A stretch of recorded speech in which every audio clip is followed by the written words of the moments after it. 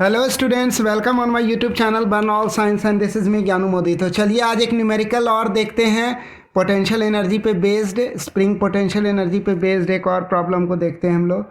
तो मान लीजिए कि एक स्प्रिंग दिया हुआ है ना, यहाँ एक स्प्रिंग दिया हुआ है जिसका कि नेचुरल लेंथ एल है, ठीक है।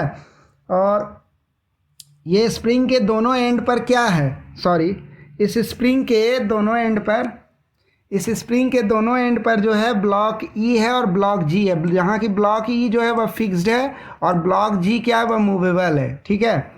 अब क्या होता है इसके बाद, अब कह रहा है कि 10 जूल का एनर्जी जो है स्टोर्ड हो जाता है। 10 जूल का एनर्जी स्टोर हो रहा है किसमें, स्प्रिंग में स्टोर हो रहा है। कब, जब इस स्प्रिंग को, ये नेचुरल लेंथ है एल है, यानी स्प्रिंग ना तो कंप्रेस्ड है ना एक्सटेंडेड है अभी। लेकिन अब क्या कर रहा है, पॉइंट ये जो ब्लॉक जी है ना, इसको हम क्या कर रहे हैं, इसको पकड़ के इधर खींच रहे हैं स्प्रिंग को, है ना। कितना डिस्टेंस खींचे, x डिस्टेंस खींचे। तो इससे क्या हुआ, इससे जो है ना ये ब्लॉक स्प्रिंग सिस्टम में 10 जूल का एनर्जी स्टोर हो गया। 10 जूल का स्प्रिंग पोटेंशियल एनर्जी जो है ना वह स्टोर हो गया कुछ इस तरह से। ये देखिए, ये इसको खींचे इधर, तो x एक्सटेंशन जब हुआ तो इसके कारण क्या हुआ, 10 जूल का एनर्जी स्टोर्ड हो गया स्प्रिंग में, ठीक है।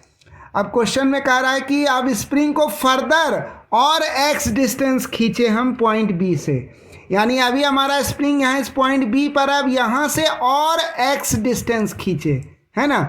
जब A पॉइंट से x डिस्टेंस तक खींचे तो कितना एनर्जी स्टोर्ड हो गया स्प्रिंग सिस्टम में, 10 जूल का एनर्जी स्टोर्ड हो गया स्प्रिंग सिस्टम में। अब B से जो है फर्दर और x डिस्टेंस, यानी जितना A से B तक हुआ वहीं B से यहाँ तक यानी C तक हम इसको खींचे, ठीक है। तो C तक खींचने पर मतलब और एक्स्ट्रा जब x डिस्टेंस खींचे ना C तक, तो ये इस तरह से यहाँ तक खींच करके ले गए, है ना। तो कह रहा है हमको निकालने, कह रहा है क्या निकालने, कह रहा है एक्स्ट्रा एनर्जी जो स्टोर्ड होगा। देखिए यहाँ से खींच के जब यहाँ तक लाएं तो 10 जूल का एनर्जी स्टोर्ड हुआ, है ना, A से B तक में। लेकिन B से C तक में जो खिंचाव किए तो इस दौरान कितना एनर्जी स्टोर्ड हुआ, एक्स्ट्रा एनर्जी कितना स्टोर्ड हुआ, इसी एक्स्ट्रा एनर्जी को पता करना है। यानी B से C तक खींचने में कितना एक्स्ट्रा एनर्जी जमा हो गया, इस 10 जूल में और कितना एक्स्ट्रा एनर्जी ऐड हुआ, तो उसी एक्स्ट्रा एनर्जी को कैलकुलेट करना है, ठीक है। यही क्वेश्चन है। चलिए अब सॉल्व करते हैं। तो चूंकि क्वेश्चन में हमको क्या दिया हुआ है, हमको क्वेश्चन में दिया हुआ है कि इस स्प्रिंग का जो नेचुरल लेंथ है वह क्या है, इस स्प्रिंग का जो नेचुरल लेंथ है वह L है। ये तो हमको क्वेश्चन में दिया हुआ है, ठीक है। और ये जो पॉइंट A है ये कॉरस्पॉन्ड कर रहा है किसको, ये कॉरस्पॉन्ड कर रहा है नेचुरल लेंथ। ये पॉइंट A जो है ये स्प्रिंग का नेचुरल लेंथ को कॉरस्पॉन्ड कर रहा है, ठीक है। तो अब आता है कि पॉइंट ए क्या है भाई, जो ये नेचुरल लेंथ को कॉरस्पॉन्ड कर रहा है ना ये पॉइंट, इसलिए ये पॉइंट कहलाएगा रेफरेंस पॉइंट। ध्यान दीजिएगा कि स्प्रिंग के केस में जो नेचुरल लेंथ कॉरस्पॉन्ड करता है ना, ब्लॉक जो मूवेबल ब्लॉक होता है उसका जो पोजीशन है ना, नेचुरल लेंथ में जब कंडीशन में स्प्रिंग हो तो उस मूवेबल ब्लॉक का जो पोजीशन होगा वह रेफरेंस पॉइंट के तरह बिहेव करेगा। तो यहाँ पॉइंट ए क्या हो गया, रेफरेंस पॉइंट की तरह बिहेव करेगा, क्योंकि ये जो है वह नेचुरल लेंथ को कॉरस्पॉन्ड कर रहा है, स्प्रिंग का नेचुरल लेंथ को। तो 10 जूल का एनर्जी स्टोर्ड हो गया स्प्रिंग में, पता है, जब x डिस्टेंस तक एक्सपेंड किए, यानी A से B तक ले जाने में 10 जूल एनर्जी स्टोर हुआ।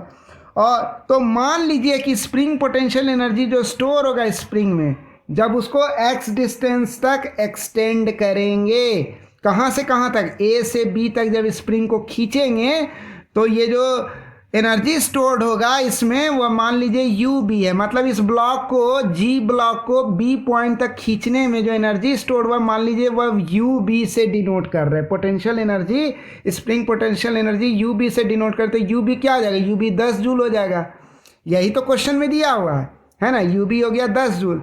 अब मान लीजिए कि स्प्रिंग को जब हम लोग खींचेंगे कहाँ से कहाँ तक, तो ये जो UB हुआ ना, ये UB जो है किसके रेस्पेक्ट में हुआ, ये UB पोटेंशियल एनर्जी हुआ इस स्प्रिंग सिस्टम का, या इस ब्लॉक का, मूवेबल ब्लॉक G का जो पोटेंशियल एनर्जी हुआ या इस स्प्रिंग सिस्टम का जो पोटेंशियल एनर्जी हुआ वह हुआ with respect to reference point A. इस रेफरेंस पॉइंट ए के रेस्पेक्ट में इस स्प्रिंग सिस्टम में जो पोटेंशियल एनर्जी स्टोर्ड हुआ वह पोटेंशियल एनर्जी जो है ना वही वह यू बी, और यू बी कितना हो गया, यू बी वही हुआ हमारा 10 जूल। तो हम कह सकते हैं यहाँ पर U be equal to half k x square, ये फार्मूला है स्प्रिंग पोटेंशियल एनर्जी निकालने का, जहाँ के क्या हो गया, के हो गया स्प्रिंग कांस्टेंट, और एक्स क्या हो गया, एक्स हो गया जो एक्सटेंशन हुआ स्प्रिंग में, और यू बी तो 10 जूल दिया हुआ है क्वेश्चन में। तो हम इस फॉर्मूला को ऐसे भी लिख सकते हैं, इसको हम ऐसे भी लिख सकते हैं, ये 10 जूल हो गया U be that is equal to half into k x square. तो इस हिसाब से एक्स स्क्वायर क्या हो जाएगा, ये हो जाएगा 20/k। ये हो गया हमारा इक्वेशन नंबर 1। ये क्या हो गया हमारा, ये हो गया हमारा इक्वेशन नंबर 1 हो गया। अब इस इक्वेशन नंबर 1 को जो है हम फर्दर सॉल्व करेंगे। कैसे सॉल्व करेंगे, अब ये इक्वेशन नंबर 1 हो गया। अब हम कह सकते हैं कि स्प्रिंग को फर्दर जो है एक्स डिस्टेंस तक खींचे, बी से आगे सी तक खींचेंगे एक्स डिस्टेंस तक। तो जब इसको एक्स डिस्टेंस तक खींचेंगे तो रेफरेंस पॉइंट ए के रेफरेंस में टोटल एक्सटेंशन कितना हो गया, वह 2x हो गया। टोटल एक्सटेंशन जो है वह 2x हो गया, है ना, इस रेफरेंस पॉइंट ए के रेस्पेक्ट में। तो जब इस रेफरेंस पॉइंट ए के रेस्पेक्ट में टोटल एक्सटेंशन 2x हो गया, तो जब ये ब्लॉक जी ब्लॉक जब यहाँ तक आ गया पॉइंट सी तक, यानी जब एक्सटेंशन जो है ये 2x हुआ, ये 2x एक्सटेंशन किसको करस्पॉन्ड कर रहा है, ये पॉइंट सी को करस्पॉन्ड कर रहा है with respect to reference point A, है ना। तो अब इसको 2x डिस्टेंस तक स्ट्रेच कर दिए, टोटल स्ट्रेचिंग हो गया, टोटल एक्सपेंशन हो गया 2x, है ना। तो यहाँ तक आते आते इसका जो स्प्रिंग का जो पोटेंशियल एनर्जी हो गया, जब ब्लॉक जी जो है वह पॉइंट सी पर आया, तो इस समय जो पोटेंशियल एनर्जी हो गया स्प्रिंग का वह यू सी से हो गया। मान लीजिए वह यू सी है, वह पोटेंशियल एनर्जी क्या है, यू सी है। तो यू सी क्या हो जाएगा, तो यू सी हो जाएगा हाफ इंटू के इंटू एक्सटेंशन या एक्सपेंशन इन द स्प्रिंग, जो कि है 2x, है ना। क्योंकि हम जो स्प्रिंग में एक्सपेंशन मानेंगे वो कहाँ से मानेंगे, वो मानेंगे इस रेफरेंस पॉइंट ए से, है ना। यहाँ इस रेफरेंस पॉइंट ए के रेफरेंस में लेंगे टोटल एक्सटेंशन 2x। तो ये 2x टोटल एक्सटेंशन हुआ स्प्रिंग में। तो स्प्रिंग का total potential energy point C पर जब ब्लॉक जी आएगा तो वह हो जाएगा यू सी, और वो इस फॉर्मूला से निकल जाएगा, है ना। तो इस फॉर्मूला में अब हम क्या करेंगे, अब हमको आगे क्या स्टेप लेना है। अब आगे हम लोग जानते हैं कि ये यू सी हो गया हमारा, तो यू सी इसको सॉल्व करेंगे तो क्या होगा, ये हो जाएगा हाफ के 4x स्क्वायर यू सी हो जाएगा। यानी यू सी क्या हो जाएगा, यू सी 2 जब 4 ये कट जाएगा तो ये हो जाएगा 2kx स्क्वायर। ये हो गया हमारा इक्वेशन नंबर 2। ये इक्वेशन नंबर 2 हो गया हमारा। इक्वेशन नंबर 1 हम लोग निकाल चुके थे। क्या निकाले थे इक्वेशन नंबर 1, वह ये निकाले थे x square is equal to 20/k। ये था हमारा इक्वेशन नंबर 1, और ये था हमारा इक्वेशन नंबर 2, है ना।